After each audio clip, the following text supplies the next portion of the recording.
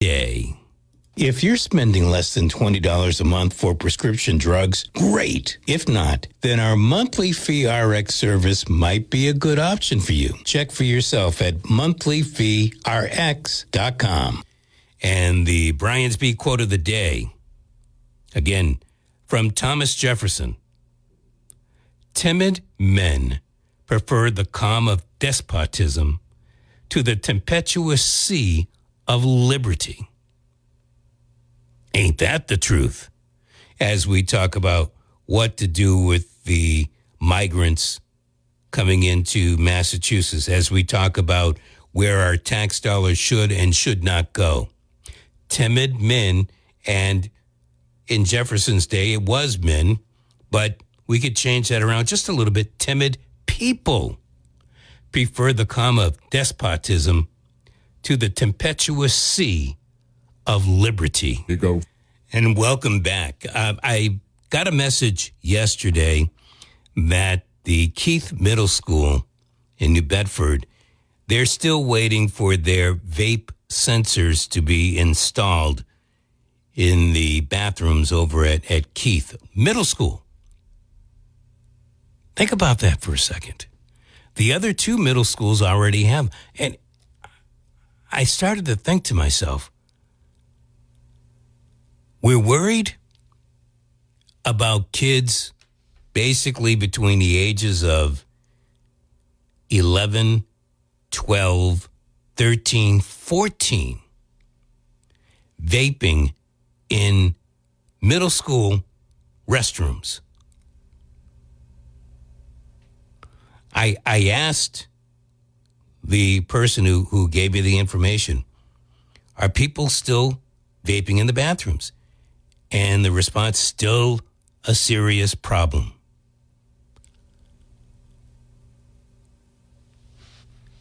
I don't know about you, but when I was in junior high, I know, really taking us back, Brian, but while kids in high school definitely smoked in the bathrooms until you were allowed to smoke on the property outside, junior high kids did not smoke in the bathrooms at junior high school. And I'm thinking to myself, how many kids are vaping at Keith, Nomandin, and Roosevelt? Dartmouth has put in sensors or is in the process of installing sensors at the high school, but only at the high school. They're not going to do that over at the middle school. Is it that bad? If you are a parent or a grandparent who happens to have the grandkids by you at this particular time, ask them, is vaping that bad that at the middle schools they need to install vape sensors? 508-996-0500. Wanted to get that out there because we talked about that a couple of weeks ago. And I will sit here corrected if you're telling me you've got a gang full, and what's a gang full, but this vaping is happening, I don't know, half the day during breaks. How many kids? I don't know. My ears are open. Tell me. Tell me. I know it's not good. But now you're going to turn around and spend money. Speaking of spending money. So I was invited to go to my alma mater. Love saying that. The former North Adams State College, which is now known as the Massachusetts College of Liberal Arts. And in particular, I was invited to go up to speak to students at the college radio station where I worked for 4 years. First of all, great bunch of students. They asked me some pointed questions, a couple of questions I've never been asked before, which is interesting because I'm so used to asking the questions. And I was on air, so they were actually doing this interview segment. It was set up that different students would take over the controls and ask me questions and do it on air. So it was broadcasting to the whole community. It was a lot of fun, something that I've never experienced before, but it was really good. The reason why I'm bringing this up is because I got up to the college about an hour or so earlier because the luck had it that I didn't go through Providence, so I didn't have to experience that traffic. But when I got up to North Adams, I walked around the campus for a little while just to, reminisce, basically. And the biggest thing that I came away with is why kids aren't going to school there. And it's not just there. There could be UMass Dartmouth, could be UMass Amherst, could be Bridgewater State, Framingham State. I'm going to talk to you about that in just a second. 508-996-0500. Let's hear what you have to say. Hello. Good morning, Brian. Good morning, Brian. So vaping in middle school is certainly a problem. I know a few teachers, and there's a reason they're putting in the sensors. But I have this feeling that I don't blame the children per se. For vaping? I think that, I think that the parents are kind of absent. I can't imagine what would have happened to me if I was smoking cigarettes in middle school, what my parents may have done to, prevent that. I think they did daily prevention, but parental rights and so many things going on with children where the government now, and I believe that the government has a strong influence on how we bring up our children. In fact, I think the government has stepped in to bring up our children more so than the actual parents. And this is all a reflection of that. I blame the parents. I blame parents for a lot of the issues that we have with crime, with vaping in middle school, and just some of the behavior. We've got away from, and to some of the parents' defense, I think, the government has taken away some different tools that, that we used to use to discipline our children that, this is what we get. You get what you pay for, and I'm not sure what we're well, if what you say is true, then why don't we, instead of pointing our fingers at the parents who seem to have their hands tied because of rules and regulations that have been brought down by government, why don't we just point the finger at governments? Yeah, well, I think that the government has taken a strong stance and got more involved because of, I think they think that, we don't know what we're doing, or society has struggled with poor parenting, that they decided that they were going to step in. I think it was a cause-effect reaction. I'm not a sociologist by any means, but I don't have any I'm not either. real data to tell that. But I can tell you this, that,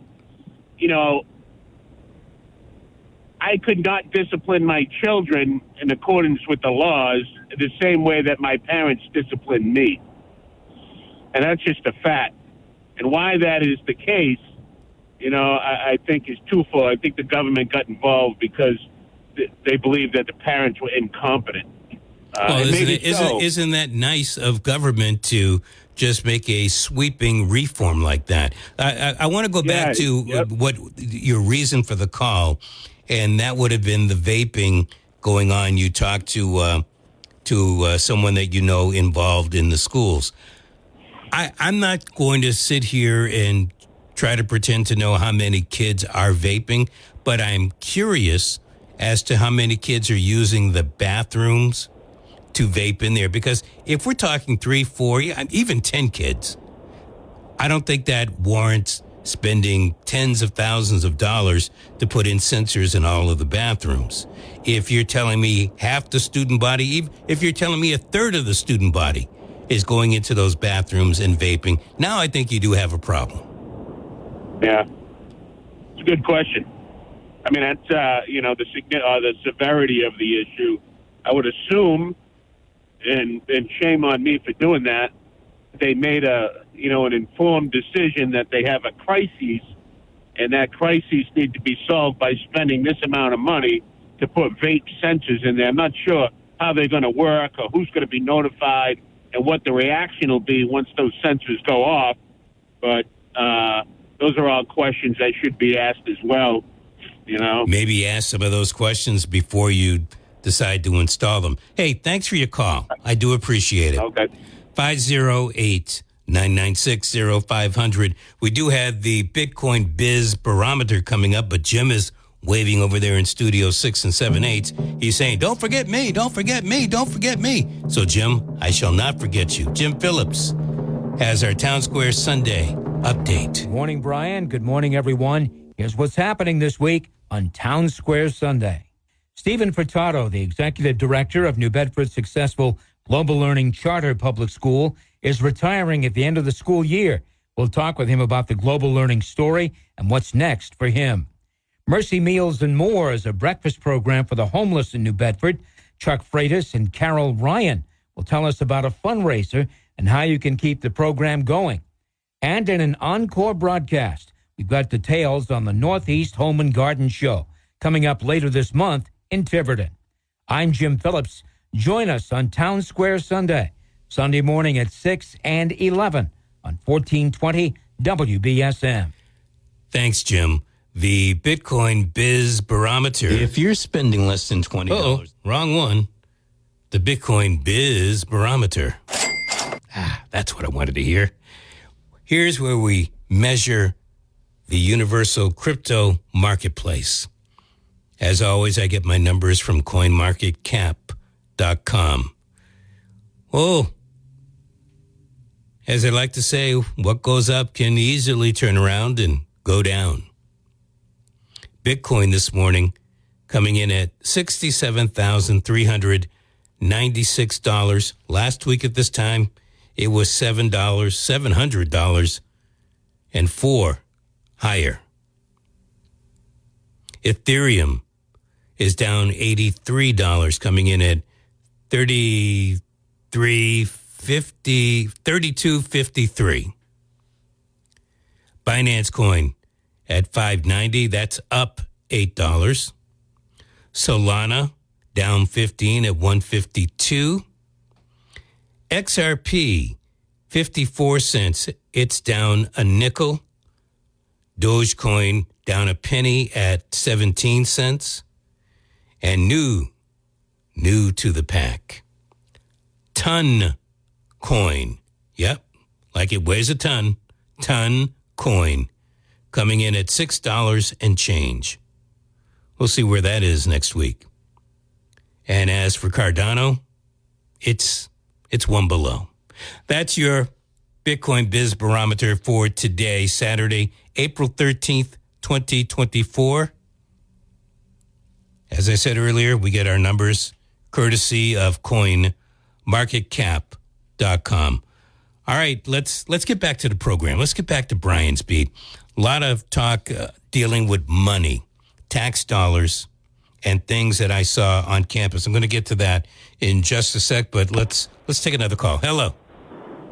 Good morning, Brian. Good morning, Brian. Hey, Brian, I wanted your take on something because you're an independent thinker, just like I am. And I don't know if you got any chance to see yesterday, Speaker Johnson went down to Mar-a-Lago with former President. Yes, with a former President Trump, and they were talking about voter integrity. in the votes, which I think there's some merit to it. And he spoke about something which I think I brought up to you months ago, or like a year ago. This whole across certain states about illegals getting driver's license, and you automatically get enrolled, like, to vote. And they brought that issue up. And it's so true, because, when this happened to us about a year ago, Bacon knew that he was going to lose and this was going to pass. And he requested the registry just to make the license a little bit different, to basically verify that these people are illegal aliens, because that license could be used for any kind of documentation, including voting. But the Democrats extremely went against it, did not want it for some reason. And my question is to you and to, like, all your listeners. With this country not trusting the election system, half of this country does not trust the election system right now. Wouldn't it be prudent just to put certain things in place to give people a little bit more of a relief, knowing, okay, this is going to count? By instead of putting all this propaganda and all this, like, questions out there, like, really? Because they brought up an excellent point, Brian. It only takes a couple of them to vote illegally in certain states, and it becomes a swing state, and they win that state. So I think there's some merit to that, because there's no way of checking it. Right here in our state here, in Massachusetts, basically, my mom doesn't want to vote. Okay, that's her right. She became an American citizen. She went and renewed her license. Automatically, 3 weeks later, we get a letter. You've been enrolled. This is where you vote. My mom didn't even want to vote. But I'm saying now, I hear you. Now, technically, Brian, my wife could go down there in New Bedford, say her name, and vote. They don't check. They never saw her before. This is what I mean about voter integrity. There is a good argument. So why do the Democrats now, they're going to put right now, I guess Speaker Johnson is going to bring to Congress and the House of Representatives that law, and we'll see where the Democrats vote on it. It's a pretty slam dunk. If you want vote integrity, if you want me to feel good about where the votes are going, why don't we do something like that? But they don't want to do it. Why? My question is, why don't you want to do that? Right now in our state, illegal aliens have the same exact license you and I have.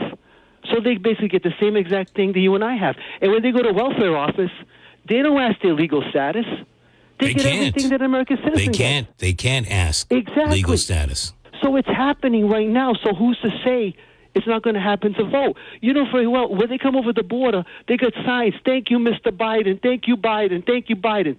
This is all calculated. They know very well if they see Biden on the ticket. You got, in New York, you got a petition, I don't know if it passed, they want illegals to go and vote in local elections.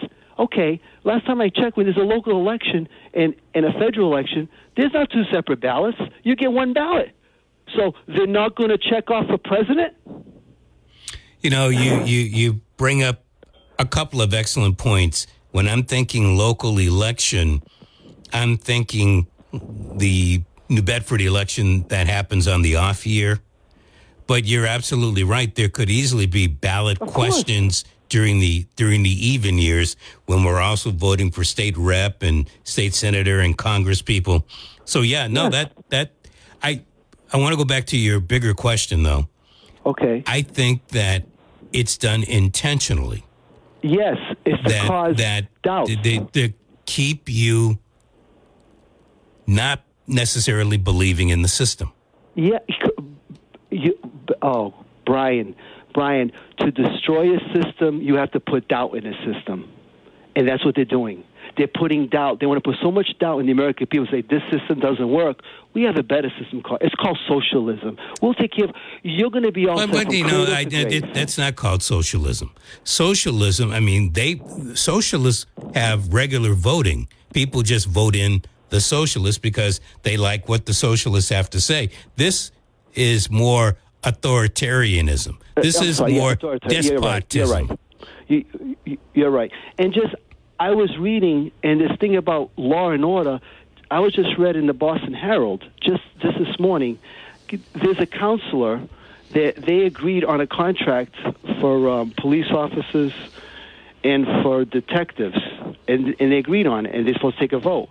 The person who has one of the heaviest crime rates, this woman there, she steps away. She doesn't want to vote because she's anti-police. Here's a woman who gets paid $150,000 Is she anti-police, or does she have a very heavy immigration district? They said that her district, of what I read, her district has a high crime rate, and she should be voting on this, but she has a history of not going with the police. So this is happening across the country. These people are being voted in. I really believe there's a systematic across the country to break, it's just like you say, to break the system.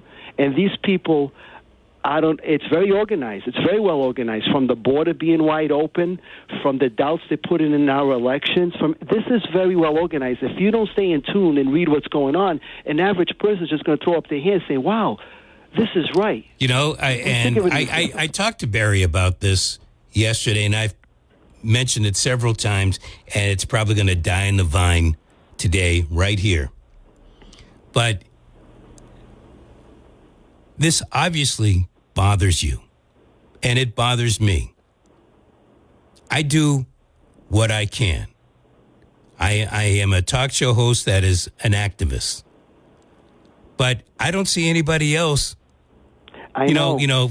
Grabbing onto me and saying, okay, let's go up to the State House. Let's go over to City Hall. Let's go to Town Hall. Let's fight this right now. Let's change this. Let's bring it back to where it's supposed to be.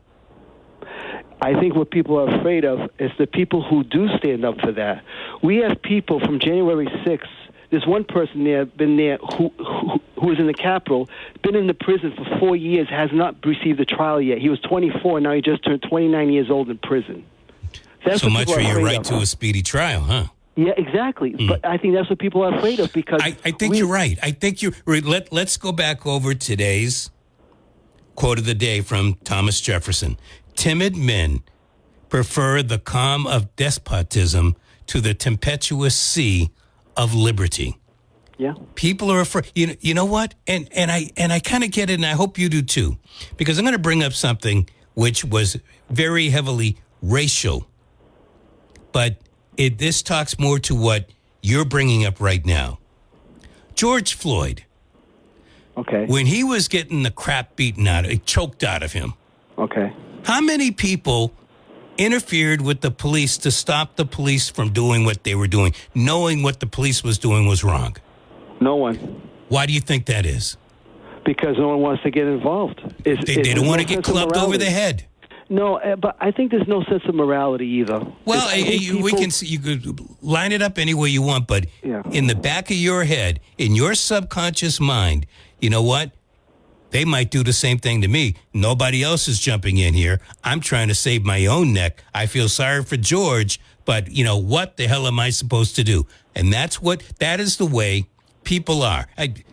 Think whatever you want about Israel and the Palestinians, but the way that the Israelis are mounting that attack, how many people are really getting out there and going up to their congressperson and saying, this has to stop now? They're not.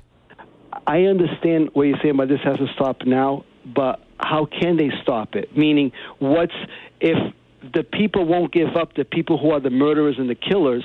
Put it this way, if you had a nation over 20 years lob missiles at you, don't you think the United States would just annihilate that nation? And that's what Israel puts up with, over 24 years of missiles being launched at them from north and south. Well,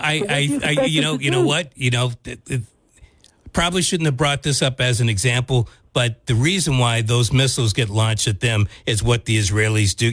This is a tit for tat. The thing is, our tax dollars should not be spent on something like that, because who do you think it's going to come back and reverberate against? Us. Oh, listen. It's happening already. Did you see, I think it was in Minnesota that has a large Muslim population who came over to this country. They were chanting this week, "Death to America," in their own country. And a lot of these people are probably American citizens. Death to America. So death to the nation you live in, death to the nation. I want to see those same people go over to Gaza and say death to Hamas and see how long they live. Well, I would not expect that. I think many of them are supporting No, Hamas. but I'm saying they're saying death to the country who's given the freedom to believe what they want to see. This is what I mean. The anti-American is coming to America. What we heard chants in other countries are happening in our own country. These people are our neighbors. These people live next to us. So basically, what's death to America means death to me, death to what I believe in.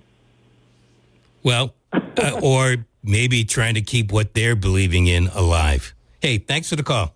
Take care. I do appreciate it. 508-996-0500 is how you get onto the program today. Look, we're not going to resolve each and every issue today. And I understand how people feel about what's going on in I want to say Israel, but the Middle East.